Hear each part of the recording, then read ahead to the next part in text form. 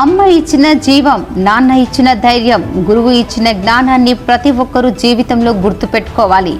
అమ్మ నాన్నకు ప్రేమతో సత్కారం కార్యక్రమంలో బీజేపీ రామగుండం ఇన్ఛార్జ్ కందుల సంధ్యారాణి సూచన.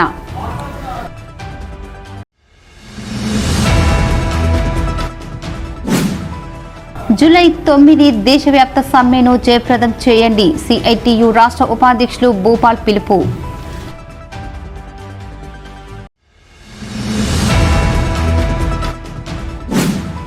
గోదావరి కని నుండి అరుణాచలం తీర్థయాత్రకు ప్రత్యేక బస్సును ప్రారంభించిన Karimnagar zone ED Solomon, Karimnagar RMB రాజు.